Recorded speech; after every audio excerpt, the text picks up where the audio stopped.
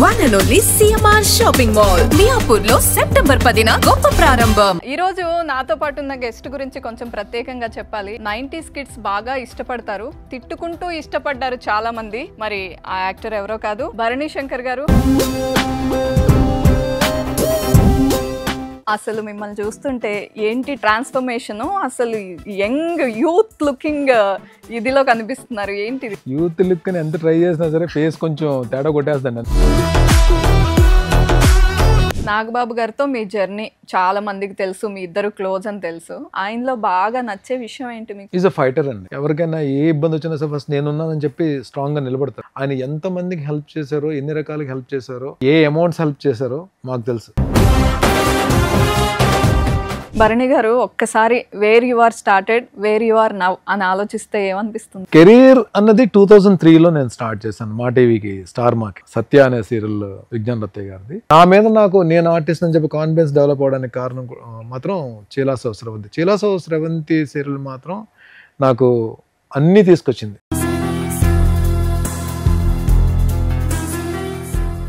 ఇక్కడ నుండి ఈ ఆడిషన్స్ కి వచ్చారు, సీరియల్ కి. ఏ ఊరు నుంచి వచ్చారు మీరు? హైదరాబాదేనా? అమృతం హర్ష. అవునవును. అప్పుడు మూవీస్ లో బాగా బిజీ ఉన్నాడు. ఆయన హీరోగా చేస్తూ ఆయనకేదో మొత్తానికి రైటింగ్ సైడ్ వెళ్దాం అనే ఆలోచనతో మరి ఏదో డేట్స్ ఇవ్వలేకపోవడం వలన ప్రొడక్షన్ రీప్లేస్ చేద్దాం అని చెప్పి అనుకున్నారు. ఆ టైంలో నా ఫొటోస్ చూసి ఇంత వర్క్ వచ్చింది, ఇంత ఫేమ్ వచ్చింది, మళ్ళీ నా కష్టాలు నాకు ఉన్నాయి అంటున్నారు. ఎలాంటి కష్టాలు, ఎందుకు? అసలు ఒక డిసిప్లైన్డ్ లైఫ్ అన్నది లేదండి. సీరియల్స్ లో బిజీగా ఉండి ప్రతి ప్రొడక్షన్ హౌస్ నుంచి కాల్ వచ్చి మనం బిజీగా ఉన్నప్పుడు, ఒక పక్క మూవీస్ కూడా అడపదడప ఒక 2-3 మంత్స్కి ఏదో ఒక మూవీలో క్యారెక్టర్స్ చేస్తూ ఇంత బిజీగా ఉన్నప్పుడు చక్కగా సెట్ చేసుకోవాలి లైఫ్ని. మనం ఏంటంటే వచ్చిన డబ్బులు వచ్చినట్టు ఖర్చు పెట్టేసి తాగి తన్నాలాడి మధ్యలో ఒక ప్రొడక్షన్ హౌస్ చేసి కరెక్ట్గా మంచిగా వెళ్తున్న టైంలో వెళ్ళి వేరే దాంట్లో వేలు పెట్టి, ముగ్గురు పిల్లలు ఉన్న ఒక తల్లికి ఇద్దరు లైఫ్ లో సెటిల్ అయిపోయి ఒకడేమో కిందనుంటే ఏ తల్లికైనా బాధ ఉంటుంది. ఆ కంపారిజన్ లో ఏమవుతుందంటే తనకున్న వీడి సఫరింగ్ చూసి తనకున్న మొత్తం అమౌంట్ అంతా వీడికే పెట్టేస్తారు. ఫాదర్ ఆయన 52 years చనిపోవడం వలన.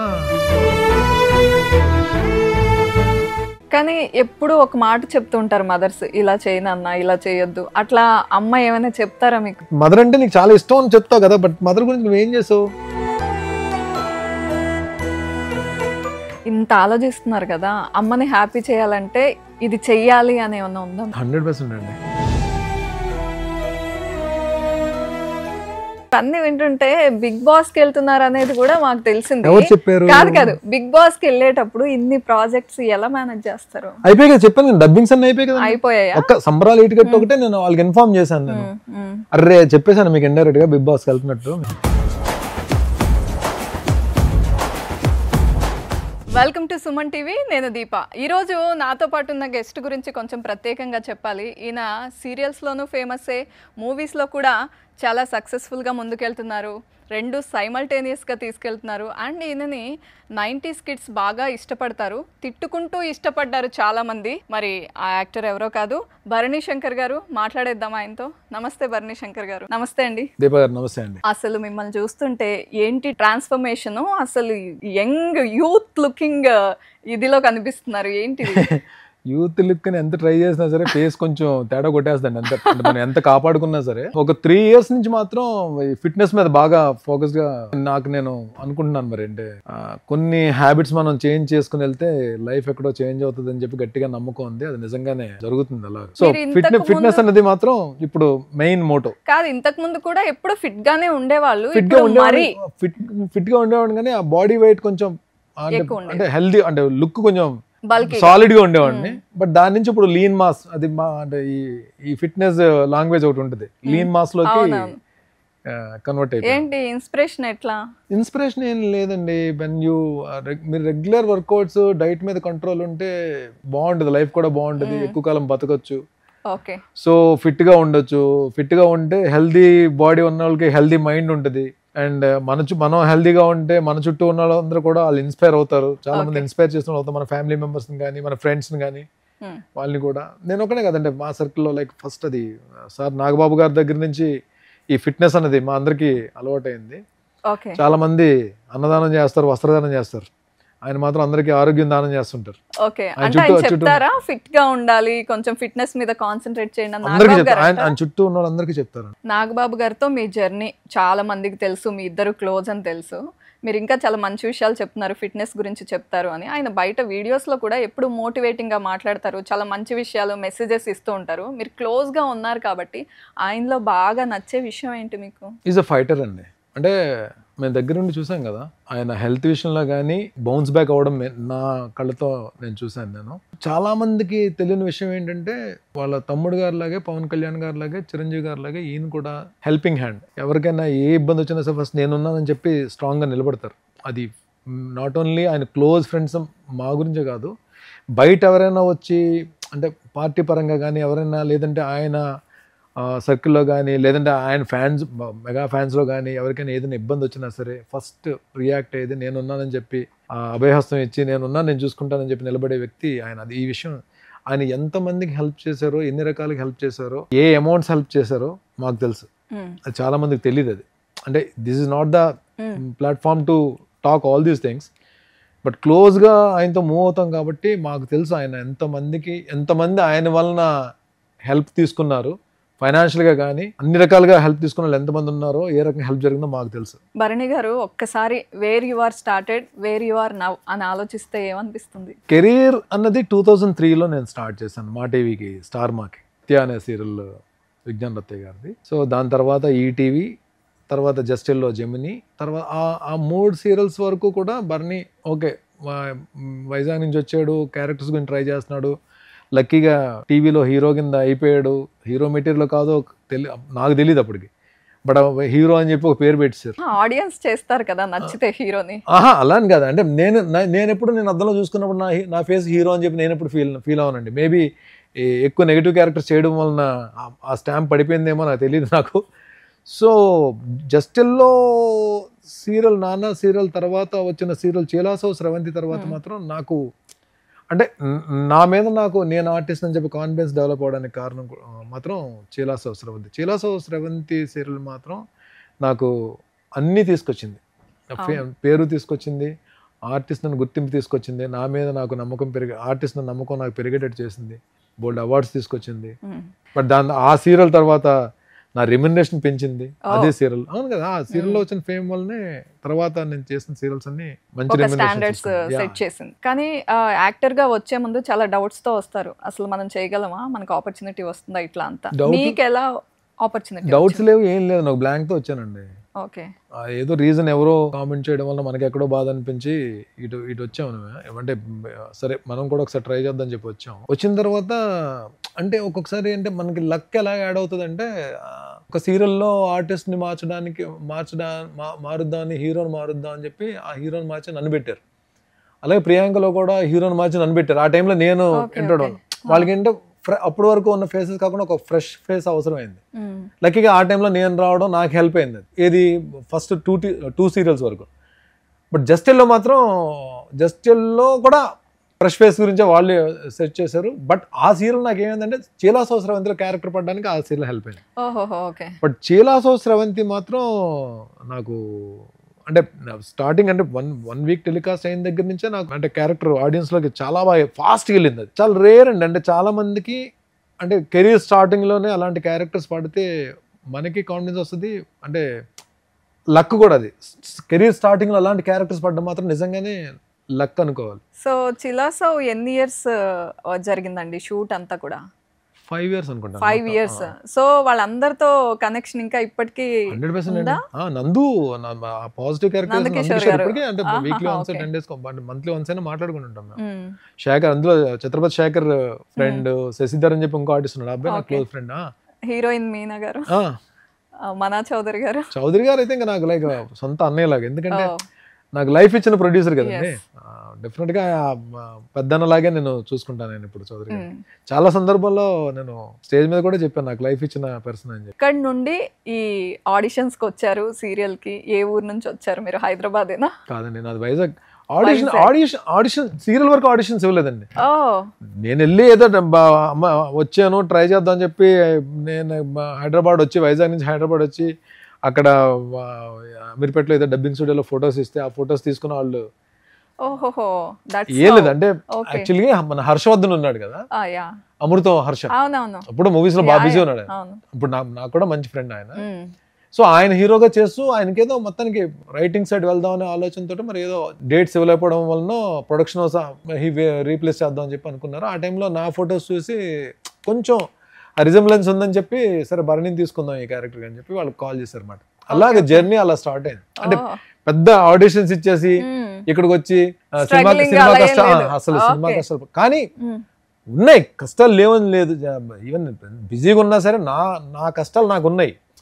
బట్ ఆ క్యారెక్టర్స్ కోసం మాత్రం నేను సీరియల్స్ వరకు నేను ఆ కష్టాలు అయితే పడలేదు. చీలాసోత్సవం తర్వాత మాత్రం నేను వెనక్కి తిరిగి చూసుకోలేదు. ఆబ్వియస్లీ కదా. ఓకే, మరి ఇంత వర్క్ వచ్చింది, ఇంత ఫేమ్ వచ్చింది, మళ్ళీ నా కష్టాలు నాకు ఉన్నాయి అంటున్నారు. ఎలాంటి కష్టాలు, ఎందుకు అసలు? ఒక డిసిప్లైన్డ్ లైఫ్ అన్నది లేదండి. ఒక క్రమశిక్షణతో కూడిన జీవితం అయితే కాదు నాది. చదువు అంటే అబవ్ యావరేజ్ కింద ఉండేది, కానీ నాకు వాళ్ళు చెప్పిన మాటలు నాకు సరిగ్గా బుర్రకెక్కేవి కాదు. నా ప్రయారిటీస్ వేరు, నేను ఇదే లైఫ్ అనుకుని ఒక దీంట్లో వెళ్ళేవాడిని. సీరియల్స్ లో బిజీగా ఉండి ప్రతి ప్రొడక్షన్ హౌస్ నుంచి కాల్ వచ్చి మనం బిజీగా ఉన్నప్పుడు, ఒక పక్క మూవీస్ కూడా అడపదడప ఒక 2-3 months ఏదో ఒక మూవీలో క్యారెక్టర్స్ చేస్తూ ఇంత బిజీగా ఉన్నప్పుడు చక్కగా సెట్ చేసుకోవాలి లైఫ్ని. మనం ఏంటంటే వచ్చిన డబ్బులు వచ్చినట్టు ఖర్చు పెట్టేసి తాగి తన్నాలాడి తిరిగి, నేనంటే దీంట్లో నేను ఫ్రెండ్స్ని ఎవరిని, నా ఇండస్ట్రీలో ఉన్న ఫ్రెండ్స్ని ఎవరిని కూడా నేను పాయింట్అవుట్ చేయట్లేదు. ఎందుకంటే ఏ మనిషి సక్సెస్కైనా ఏ మనిషి పతనానికైనా బ్యాడ్ లక్ అని చెప్తారు, లేదంటే నా తలరాత విధిరాత అన్ని అబద్ధాలు, తప్పించుకోవడానికి ఆడే మాటలు, లేదంటే ఫ్రెండ్స్ వల్ల పాడైపోయినా తప్పించుకోవడానికి మాట్లాడే మాటలు తప్ప మనం కింద పడడానికి సక్సెస్లో పైకి వెళ్ళడానికి మనమే రీజన్. మనం ఇది ఎవరిని దేనికి వేరే కారణం ఉండదు. కారణం చెప్పినా నమ్మకండి మీరు, మనకు మనమే రీజన్ మనం పడడానికి.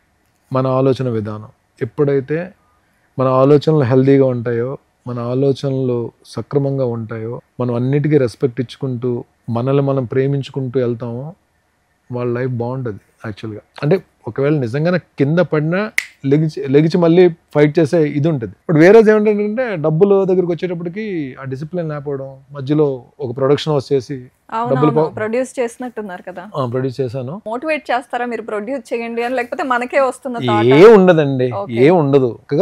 నా షూటింగ్ నేను చేసుకుని పని చేయొచ్చు కదా, ఇంకా మనకి డబ్బులు ఏవో సంపాదించేద్దాం అని చెప్పి ఎండ్ ఆఫ్ ద డే డబ్బులు ఏదో చేసేసి ఇంకా ఎక్కువ సెకండ్ ఇన్కమ్ సోర్స్ పెట్టుకోవడం తప్పు లేదు. కానీ నీది కాని ప్లేస్ లోకి వెళ్ళి నువ్వు యుద్ధం చేద్దాం అంటే కరెక్ట్ కాదు. అది మనకు వచ్చిన పనే నిజంగానే చెప్తున్నాను. ఐఎమ్ ప్రొడ్యూసర్ గా నేను జీరో అంటే నేను దానికి ఫిట్ కాను, అంత తెలివితేటలు లేవు. మీరు ఏదైనా సీన్ ఇచ్చారు అనుకోండి, నేను డెఫినెట్గా మీ చేతి తిట్టించుకోకుండా అయితే మాత్రం నేను పెర్ఫామ్ చేయగలను. ఇంత చండాలంగా చేసాడు ఏంట్రా బాబు అని అనుకోకుండా నేను చేయగలను. అక్కడ నువ్వు ఫైట్ చేయాలి తప్ప, అక్కడ ఎత్తుక్కోవాలి తప్ప, క్యారెక్టర్లు చేసుకుంటూ వెళ్ళాలి తప్ప, కెరీర్ డెవలప్ చేసుకుని బిల్డ్ చేసుకోవాలి తప్ప, నువ్వు వెళ్ళి కరెక్ట్గా మంచిగా వెళ్తున్న టైంలో వెళ్ళి వేరే దాంట్లో వేలు పెట్టి దెబ్బలు తిని లక్కీగా సార్ నా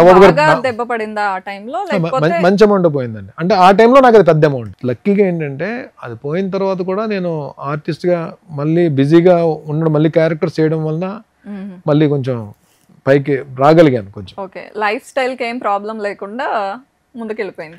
లైఫ్ స్టైల్ అంటే నేను మరీ రిచ్ ఉండాలి, నేను అది కూడా అంత లేదండి. నేను అంటే కంఫర్ట్ ఏం లేదు. నేను మా మదర్ చేత తిట్టించుకోకుండా మా మదర్ హ్యాపీగా ఉండేటట్టు నేను ఉండాలని చెప్పి నా ఆలోచన. బట్ అది ఎప్పుడు జరగలేదు. అది ఇప్పుడే నేను ఇంత దీంట్లో కూడా ఏ రోజు కూడా అంటే డెఫినెట్గా ఇప్పుడు ఒక మంచి క్యారెక్టర్ చేసి అందరూ పోడారు అనుకోండి, డెఫినెట్ మా అమ్మ హ్యాపీ ఫీల్ అవుద్ది. కానీ అది కాదు కదా, అది తాత్కాలికం మాత్రమే. అన్ని రకాల ఇప్పుడు ఒక 3 పిల్లలు ఉన్న ఒక తల్లికి 2 లైఫ్లో సెటిల్ అయిపోయి ఇద్దరు ఫైనాన్షియల్గా వెల్ సెటిల్ బాగా పీక్స్లో ఉండి, ఒకడేమో అసలు మరీ అసలు కింద ఉంటే ఏ తల్లికైనా బాధ ఉంటుంది. వీడు కంపేర్ చేసుకుంటుంది కదా, ఇద్దరితో ఈక్వల్గా ఉండాలని చెప్పి ఏ తల్లి అయినా కంపేర్ చేసుకుంటుంది. ఆ కంపారిజన్లో ఏమవుద్దంటే తనకున్న వీడి సఫరింగ్ చూసి తనకున్న ఏదైతే అమౌంట్ ఉందో మొత్తం అమౌంట్ అంతా వీడికే పెట్టేస్తుంది. ఆ ప్రాసెస్లో నన్ను లాగుదాన్న ప్రాసెస్లో ఆవిడ అంటే ఫాదర్ తొందరగా యంగ్ ఏజ్లో ఆయన 52 years చనిపోవడం వలన అంటే అన్నయ్య జాబ్లోకి వెళ్ళి తను వెళ్ళిపోయాడు, సిస్టర్ మ్యారేజ్ అయిపోయింది, వాళ్ళు అంటే అమ్మ నా దగ్గర ఉండిపోయింది అప్పటి నుంచి. ఓకే. సో ఆ దీంట్లో ఏమైపోయిందంటే మా ఇద్దరికి అంటే మా అమ్మ ఏమో అంటే ఆవిడ పెంపకంలో అసలు ఎక్కడ ఏ తల్లి ఈ భూమి మీద చెడ్డ తల్లి చెడ్డ తండ్రి ఉండరండి.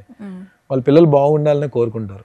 మనమే ఎదవేషాలు వేసి మనకి ఒళ్ళు కొవ్వెక్కి కొట్టుకొని చేసే పనుల వలన సర్వనాశనం అవుతాం, జీవితాలు పాడు చేసుకుంటాం తప్ప ఏ తల్లిదండ్రులైనా సరే వాళ్ళు పిల్లల భవిష్యత్తు బాగుండాలని కోరుకుంటారు. కానీ అది లేటర్ అని తెలుస్తుంది, మనం ఇన్ని తప్పులు చేసాం కదా, కానీ ఈ పాటికి లేట్ అయిపోతుంది. మనం ముందుకు వెళ్ళిపోయి ఏజ్ దీంట్లోకి వెళ్ళిపోతాం మనం. అందుకనే అంటే నేను ఈ ఇంటర్వ్యూ ఈ ఒక్కడైతే మనం చెప్తాను, తల్లిదండ్రి వాళ్ళు చెప్పిన మాటల వలన అంటే సూపర్ డూపర్ సక్సెస్ కొడతారో తెలియదు కానీ సేఫ్ జోన్లో అయితే మాత్రం ఉంటారండి.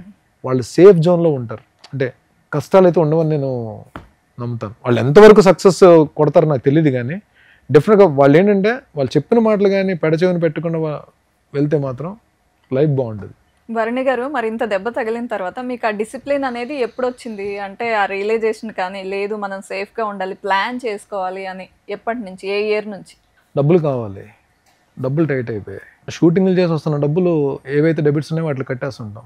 మనం ఏదైతే ఇన్కమ్ సోర్స్ ఉందో అది మనం ఎక్కడి నుంచి తీసుకొచ్చామో లేదంటే వేరే పోయిన దాంట్లో డబ్బులు పెడుతుండాలి కదా. మన దగ్గర డబ్బులు ఉండవు, అప్పుడు మనం ఎవరిని అడుగుతామండి? బయట వాళ్ళని అడగలేం కదా. బయట వాళ్ళు కూడా ఎలా అయిపోతుంది, ఆ టైంలో ఆల్రెడీ డబ్బులు పోగొట్టుకున్నాడు వీడు తిరిగిస్తాడు ఇవ్వడం అని చెప్పి ఒక నమ్మకం కూడా ఉండదు, ఎవరిని అడగలేము. సో మన గురించి నిలబడే వాళ్ళు మన బ్లడ్ రిలేషన్ నిలబడతారు. అన్నయ్య కానీ అన్నయ్య చేయాల్సిన సాయం చేశాడు ఆ టైంలో. ఇంకెవరు చేస్తారు? అమ్మ చేస్తుంది. ఇంకా అమ్మనే కదా అడగగలం. ఇమ్మీడియట్గా అడిగే వ్యక్తి ఎవరు? అమ్మనే. ఎవరైనా అమ్మనే అడుగుతారు కదా. అలాగే అమ్మ ఎంత ఇస్తుంది, ఎంతవరకు ఇస్తుంది చెప్పండి? అంతే, వాళ్ళ శక్తి ఉన్నంత వరకు చేస్తారు. మొత్తం ఇచ్చేసింది. మొత్తం ఆవిడకున్నది ఏదో చిన్నప్పటి నుంచి నేను చేసిన ఏదో పనులకి అన్నిటికీ ఆవిడ స్ట్రాంగ్ నిలబడి ఆఖరికి ఆవిడకున్న గోల్డ్ కూడా మొత్తం తీసుకెళ్ళి చేసేసి నా గురించి అలా నిలబడింది.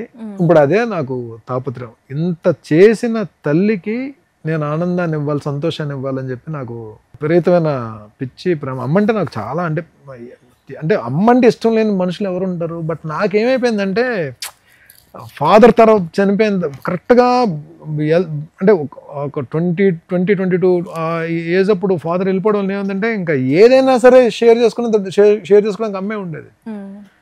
అలాంటి అమ్మని నేను I'm not talking about my brother and my sister. అన్న వాళ్ళని కానీ చెల్లి వాళ్ళని కానీ ఎప్పుడు టెన్షన్స్ లేవు మా అమ్మకి. ఆవిడికి టెన్షన్ అంటే రెండో కొడుకు వల్లనే టెన్షన్. బట్ ఆ టెన్షన్ పెట్టే కొడుకులు అంటేనే ఎక్కువ ఇష్టం ఉంటుంది వాళ్ళకి కూడా. వాళ్ళంటేనే ఎక్కువ ఇష్టం ఉంటుంది. వీళ్ళు ఎప్పుడు మారుతావరా అన్నట్టు ఉంటుంది. మారేనని చెప్పి ఇప్పుడు చెప్తుంది అమ్మ.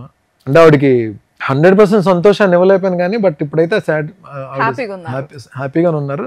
నా కొడుకు మారాడు, నా కొడుకు ట్రాక్లో పడ్డాడు, తను ఏంటో తను తెలుసుకున్నాడు, చక్కగా తన పని తను చేసుకుంటున్నాడు, బ్యాడ్ హ్యాబిట్స్ అని పక్కన పెట్టేశాడు,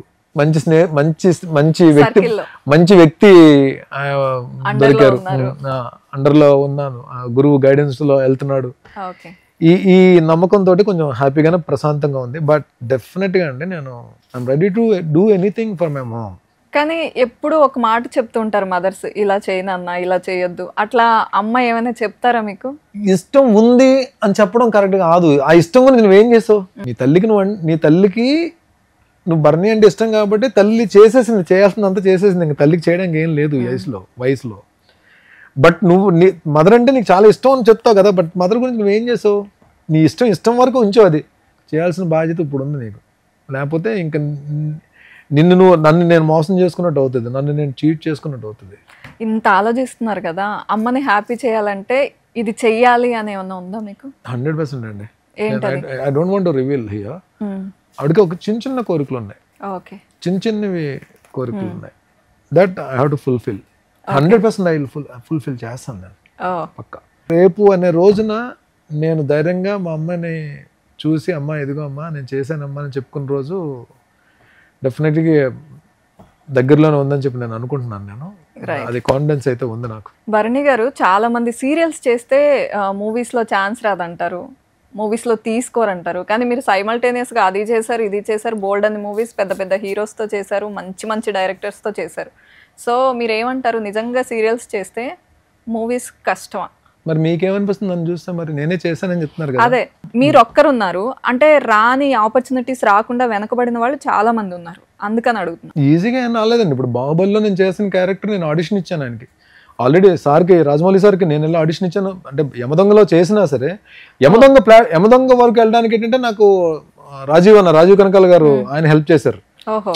అంటే ఆ టైంలో టైం లేదు, ఒక 2 days లో ఒక 4 క్యారెక్టర్లు ఎంటర్ అవ్వాలి. ఈయన రాజీవ్ కనకాల అన్న ఇంద్రుడి క్యారెక్టర్ చేస్తున్నారు, ఒక మిగిలిన వాయుదేవుడు, అగ్నిదేవుడు, ఈ క్యారెక్టర్స్కి 4 ఫెమిలియర్ ఫేసెస్ కావాలి. అప్పుడు మేము టీవీలో పీక్స్ ఉన్నాం కాబట్టి లక్కీగా ఆయన రాజీవ్ కాల్, మేము క్రికెట్ అది ఆడేవాళ్ళం. ఆ పరిస్థితులు పిలిచారు. అంటే రాజమౌళి గారి దగ్గరికి వెళ్ళడానికి మాకు ఒక సులువైన మార్గం దొరికేసింది. సో అలాగని భరణి ఏదో క్యారెక్టర్ చేసాడు యమదొంగలు అని చెప్పి ఆయన క్యారెక్టర్ ఇవ్వాల, ఆయన పిలిపించారు. ఒక మార్తాండవర్మ క్యారెక్టర్కి ఆయన అప్పటికే సార్ రాజమౌళి గారు ఒక 10 మందినో 15 మంది ఆడిషన్స్ అయ్యాయి. అంటే ఏంటి ఆ గెటప్ అంతా వేసి డైలాగ్ చెప్పించి చూస్తారా? ఏం లేదండి, వెళ్ళిన వెంటనే 2 పేపర్లు ఇచ్చారండి. ఒకటి తెలుగు డైలాగ్, ఒకటి తమిళ డైలాగ్. చాలా పెద్ద డైలాగ్, 1.5 పేజీ డైలాగ్స్ రెండుని. 1.5 page dialogue Telugu, 1.5 page dialogue Tamil.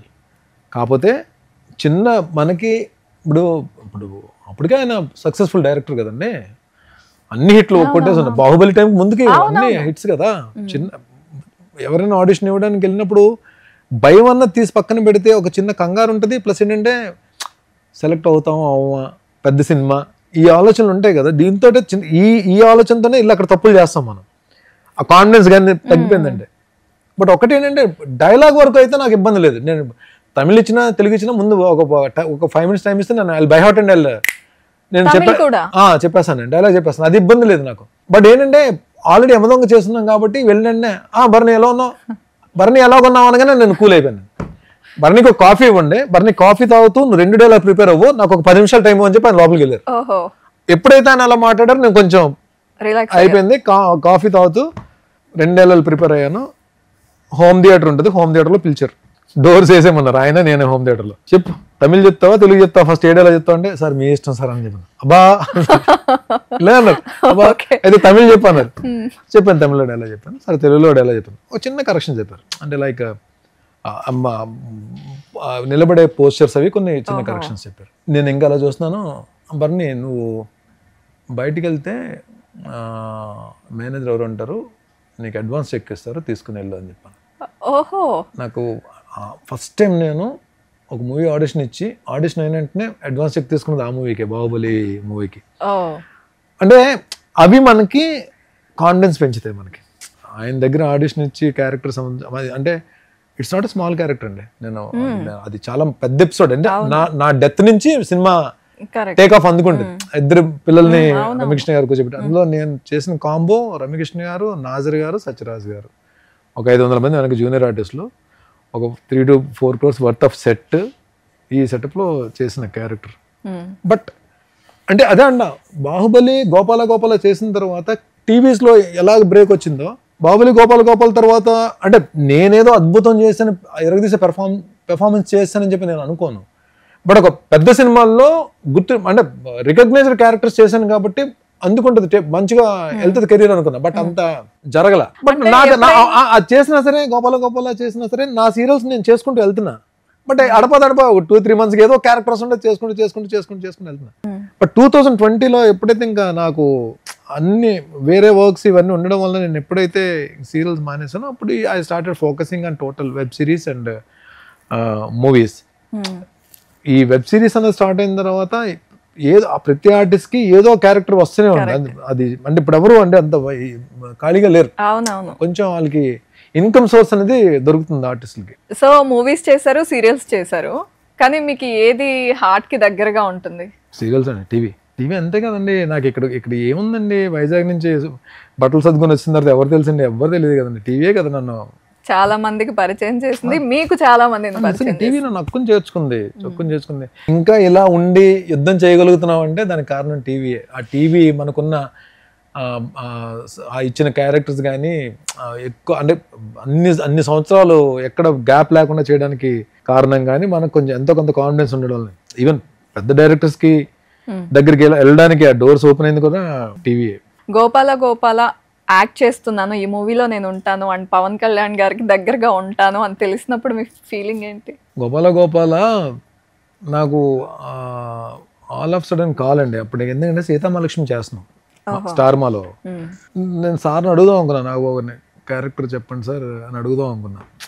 Gopala Gopala start అవుతుంది కదా అని చెప్పి నేను కామ్గా ఉండిపోయా. బట్ లక్కీగా ఆ సీరియల్కి రైటర్ సాయి మాధవ్ గారు, బుర్రా సాయి మాధవ్ గారు. అప్పుడు గోపాల గోపాలకి ఆయన రైటరు, మా సీరియల్ కూడా ఆయన రైటర్. ఒక క్యారెక్టర్ గురించి డిస్కషన్ జరుగుతున్నప్పుడు డైరెక్టర్ గారితో ఈ మన సాయి మాధవ్ గారు పాపం నాకు ఒక మాట సాయం చేశారు. భరణి అండి మా దాంట్లో చేస్తున్నాడు, బాగా చేస్తాడు అని చెప్పండి, పిలిపించండి అని చెప్పండి నన్ను రామారెడ్డి స్టూడియో పిలిపించారు. అప్పుడు నాది ఫోటోషూట్ అయిన వెంటనే రామారెడ్డి గారు వస్తున్నారు, రామారెడ్డి గారు సురేష్ బాబు గారు ఇద్దరు వస్తున్నారు.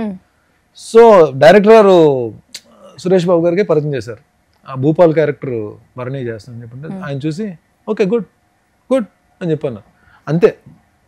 ఇలా అన్నారు, ఆ క్యారెక్టర్ చేస్తున్నాడండి అని చెప్పి ఫోటోషూట్ చేసిన సెలెక్టెడ్ అంతే. చాలా మంచి క్యారెక్టర్ అండి, అంటే టోటల్ విలన్ తో ట్రావెల్ అయ్యి క్యారెక్టర్ క్లైమాక్స్ లో మారుతుంది, క్యారెక్టర్ చేంజ్ అవుతుంది. చాలా పెద్ద బ్రేక్ వచ్చేస్తా అనుకున్నానండి. కాదండి, అంత పెద్ద సినిమా, ఇద్దరు మెయిన్ వెంకటేష్ గారు పవన్ కళ్యాణ్ గారు ఇద్దరు మెయిన్ హీరోలు. సినిమా కూడా మంచి హిట్, మంచి టాక్ వచ్చింది. సో బ్రేక్ వస్తుంది అనుకున్నాం కానీ రాలేదు. ఎందుకు ఇలా అవుతుంది అంటే పెద్దవాళ్ళు ఉండడం వల్ల మాస్క్ అవుతుందా అది ఒక క్యారెక్టర్ చేసిన వాళ్ళకి? అలాగే నేను లేదండి, ఇంకా మన ప్రయత్నం లోపమే, ఎక్కడో నా ప్రయత్నం లోపమే, ఎక్కడో నేను సరిగ్గా ఇంకా ఫిట్ అవ్వట్లేదు, నేను ఫిట్ అయ్యే క్యారెక్టర్స్ ఇంకా నాకు రావట్లేదు. ఇంకా నేనేదో ప్రయత్నం చేయాలి, ఇంకా నేనేదో కష్టపడాలి, అదైతే పక్కా నేను చెప్తాను. ఎందుకంటే నేనైతే అదైతే నమ్మనండి. నేను మనకు రావట్లేదు అంటే 100% మన ప్రయత్నం లోపమే, ఇంకా నేను ప్రయత్నం చేయాలి, డెఫినెట్గా చేస్తాను కూడా. కానీ ఏదైతే టీవీలో నేను తెచ్చుకున్నానో పేరు, టీవీలో నాకు ఒక ఇది అంటే నేను సూపర్ డూపర్ అని నేను చెప్పను. నేను టీవీలో నాకు ఒక భరణిని పెట్టుకుందాం అన్న ఆలోచన ఎలా ఉండేది డైరెక్టర్స్కి, ప్రొడక్షన్ హౌసెస్కి, డెఫినెట్గా అలాగే మూవీస్లో కూడా భరణిని పెట్టుకుందాం అని ఆ మంచి క్యారెక్టర్స్ నేను చేసేంత వరకు కూడా ఇండస్ట్రీ వదిలి వెళ్ళే ప్రసక్తే లేదు, వదిలేదే లేదు, తగ్గేదే లేదు. ఓకే, పవన్ కళ్యాణ్ గారితో జర్నీ ఉంది కదా, సో ఆయనని కాదు జనరల్గా ఒక గ్రేట్ పర్సనాలిటీ పక్కన ఉన్నప్పుడు కొన్ని విషయాలు నేర్చుకుంటాం. సో పవన్ కళ్యాణ్ గారిలో మీకు నచ్చింది ఏంటి, ఆయన నుంచి ఏం నేర్చుకున్నారు? పవన్ కళ్యాణ్ గారితో నాకు నిజంగా ఎక్కువ ర్యాపలేదండి. అంటే లొకేషన్లో కూడా గోపాల గోపాల లొకేషన్లో కూడా ఒక్క చేజింగ్ సీన్లోనే నేను ఆయన చేస్తుంటాను వెంకటేష్ గారిని వచ్చి ఈయన సేవ్ చేసి బైక్ మీద తీసుకెళ్ళిపోతారు. ఆ 2-3 డేసే నాకు అంటే క్యారవాన్ నాకు అంటే ఒక మాట చెప్పాలంటే చిరంజీవి గారి దగ్గర అంటే నేను బాగానే మాట్లాడతాను, ఇలాంటి ఆయన పిలిచినండి పాపం ఆయన నన్ను ఆయన భరణి అని తెలిసినా సరే సీరియల్లో క్యారెక్టర్ తో పిలుస్తారు గోపాల్ అని చెప్పి, సీతామహాలక్ష్మి గోపాల్ అంటే ఆయన ఇక్కడ పవన్ కళ్యాణ్ గారి దగ్గరకు వచ్చేటప్పుడు ఎందుకో నాకు ఒక తెలియని చిన్న ఏమో గౌరవంతో కూడిన భక్తితో కూడిన ఏదో సంథింగ్ అంటే పక్కకి వెళ్ళిపోతాం. నిజంగా అంటే వెళ్తాను నాతో నాగబాబు గారితో వెళ్తున్నప్పుడు కూడా ఆయన వచ్చినప్పుడు కొంచెం నేను పక్కకి వెళ్ళిపోతాం మేము వై అన్నసరించి. బట్ భీమ్లా నాయక్ లొకేషన్కి వెళ్ళినప్పుడు మాత్రం ఆయన మళ్ళీ పిలిచి నాగబాబు చెప్పిన వెంటనే ఆర్టిస్ట్ మేము గోపాల చేశారు కదా అని చెప్పి ఆయన వద్దామా అని చెప్పి పిలిచినంటే ఇద్దరం కలిసి ఫోటో దిగాం. సో నెక్స్ట్ ఏ మూవీస్ చేస్తున్నారు, ఎన్ని ప్రాజెక్ట్స్ లో ఉన్నారు? Don't think all big characters, పెద్ద క్యారెక్టర్లను చెప్పి ఇలా గొప్పగా నేను చెప్పను. నేను ఏవో చిన్న క్యారెక్టర్లు చేసుకుంటూ వెళ్తున్నాను, బట్ పెద్ద క్యారెక్టర్లు అయితే ఫ్యూచర్ లో చేస్తాను డెఫినెట్ గా. కాదండి, అఖండ 2లో మీరు కనిపించబోతున్నారు, మంచి సీన్ ఉంది మీకు అని నేను విన్నాను, నిజమా కాదా? అఖండ 2లో ఒక రీజనబుల్ క్యారెక్టర్, ఆయన బాలయ్య గారితో మంచి యాక్షన్ సీక్వెన్స్ ఉంటుంది. మాస్ జాతర అండి, మాస్ జాతరలో ఒక ఇంపార్టెంట్ ఎపిసోడ్ ఉంటుంది. అఖండ 2 మంచి సీక్వెన్స్ ఉంటుంది. విశ్వంబరలో కూడా మెయిన్ స్లాట్ లో ఉంటుంది క్యారెక్టర్. సంబరాలు ఏటిగట్టు సాయిధరం దత్, అది కూడా రీజనబుల్ క్యారెక్టర్. సంజయ్ దత్ గారి కాంబోలో ఉంటుంది. అది నాకు చాలా ఇష్టం, నా ఫేవరెట్ ఆర్టిస్ట్ అయినా ఆయన కాంబోలో ఉంటుంది. ఈ 4 అప్కమింగ్ మూవీస్ అంటే నేను ఆల్రెడీ కమిట్ అయిపోయాను. ఈ 3 డబ్బింగ్ చెప్పేసాను, ఫినిష్ చేస్తాను. ఇది మాస్ జాతర, అఖండ 2, విశ్వంబర డబ్బింగ్ ఫినిష్డ్. సంబరాలు ఏటిగట్టు ఇంకో 2-3 డేస్ బ్యాలెన్స్ వర్క్ ఉంది టు ఫినిష్. ఓకే, మరి బాలకృష్ణ గారితో జర్నీ అంటే మ్యాచ్ చేయలేం, అదే నెక్స్ట్ లెవెల్ ఎనర్జీ ట్రాన్స్ఫార్మర్. ఆ ఎనర్జీని మ్యాచ్ చేయడం ఎవరి వల్ల కాదండి, ఎవరి తరం కాదు. ఆయన అంతే, ఆయన సూపర్. ఎనర్జీనా సెట్ లో ఆయనే ఎనర్జీ, మనం అంటే ఆయన సినిమాలు ఇప్పుడు మీకు మిగిలిన సినిమాలు వేరు, బాలయ్య గారు బోయపాటి గారు కాంబో అనేటువంటి ఆ సినిమా వేరు. ఆ వైబే, లొకేషన్ లో వైబే వెరైటీ ఉంటది, అంటే ఎనర్జీ ఫుల్ ఉంటది.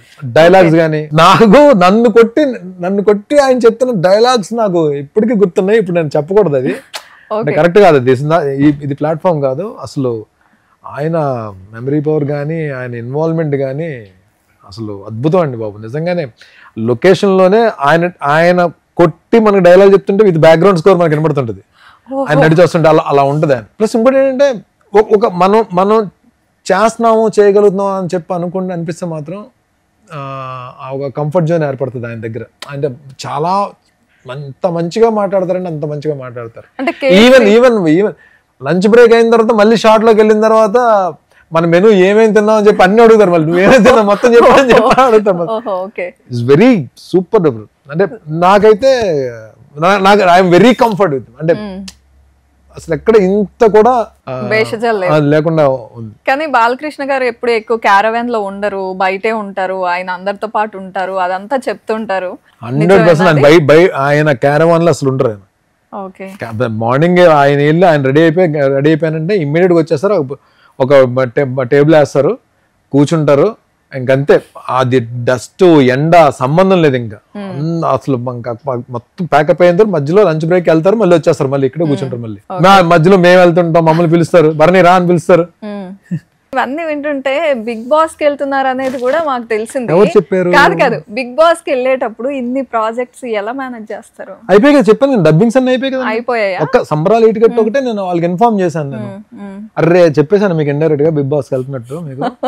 సో సంబరాలు ఏటుగట్టు ఒక 2-3 days వర్క్ ఉంది, అది నేను ఆల్రెడీ మల్లి గారు ఉన్నారు కోఆర్డినేటర్ గారు, ఆయనకి ఇన్ఫార్మ్ చేశాను కాల్ చేసి, ఇలా స్వయం గోయింగ్ అని చెప్పంటే షూట్ లేట్ అయ్యేటట్టు ఉందండి కొంచెం అన్నట్టుగా చెప్పారు. నేను హోప్ఫుల్లీ నేను వచ్చిన తర్వాత అది జరుగుతుంది మా షూట్. రైట్. సో అసలు బిగ్ బాస్ అనేది స్టార్ట్ అయిన దగ్గర నుండి సీజన్స్ అన్ని చూసారా మీరు? కొన్ని ఎపిసోడ్స్ చూసానంటే, నేను బిజీగా ఉండడం వలన అన్ని ఎపిసోడ్స్ ఫాలో అవ్వలేకపోయాను, బట్ కొన్ని ఎపిసోడ్స్ నేను చూసాను. నేను అంటే కొన్ని ఇప్పుడు రేవంత్ నాకు బాగా క్లోజ్, బిగ్ బాస్ రేవంత్ ఉన్న ఎపిసోడ్స్ చూసాను అప్పుడప్పుడు. మన విజయ్ సన్ని చూసాను, తను కూడా ఫ్రెండ్ ఏనా మీకు? విజయ్ సన్ని కూడా ఫ్రెండ్ నాకు. విజయ్ సన్ని రేవంత్ అందరూ నా జిమ్ మేట్స్. సిప్పిల్ గంజ్ కూడా రాహుల్ కూడా నా జిమ్ కి వస్తుంటారు, అందరం కలిసి ఒకటే జిమ్ లో ఉంటాం. బట్ అప్పుడు ఆ బిగ్ బాస్ సీజన్ రాహుల్ చేసిన విన్నర్ అయినప్పుడు మాత్రం అప్పుడు నా రాహుల్ పరిచయం లేదు, రీసెంట్ గా ఈ మధ్యన పరిచయం అయ్యారు వీళ్ళంతా. సో ఇంతమందిని ఒకరేమో గెలిచారు, గెలుపు అంచుల దాకా వెళ్ళిన వాళ్ళు కొంతమంది. సో వాళ్ళందరి దగ్గర నుంచి ఏమన్నా అడిగారా? ఏమండి ఎవరికి కాల్ చేయలేదండి. జిమ్ లో కొంతమంది కలిసినప్పుడు ఈ బయట న్యూస్లు చూసి, బయట సోషల్ మీడియాలో న్యూస్లు చూసి వెళ్తున్నావా అని చెప్పంటే వెళ్తున్నావా అని అడిగితే ఇలాగండం లేదా ఇలాగండం ఇలా ఏం చెప్పాలో తెలియని పరిస్థితి. అంటే ఎవరికి చెప్పకూడదు కదా వెళ్ళేంత వరకు, అందుకని చెప్పలేదు.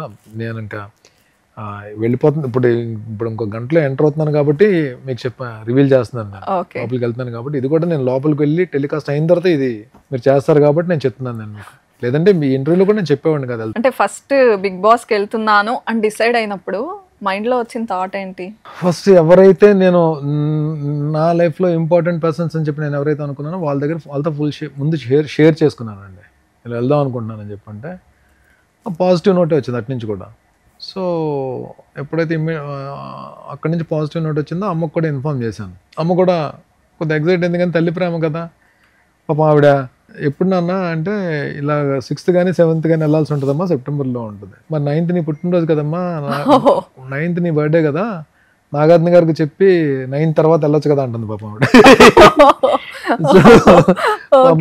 ఆవిడ పాపం అలా అన్నది. సో అందరూ వెళ్ళమనే చెప్పారు. బట్ నాకు కూడా ఎక్కడో ఇది సీరియల్ షూటింగ్స్, మూవీ షూటింగ్స్ నాది దీంట్లోనే ఉన్నాను తప్ప, బిగ్ బాస్ అనేటప్పటికి అదొక డిఫరెంట్ ప్లాట్ఫామ్. అది different platform and challenging platform. చాలా ఒకసారి చెక్ చేసుకుందాం మనం అంటే ఏంటో. అంటే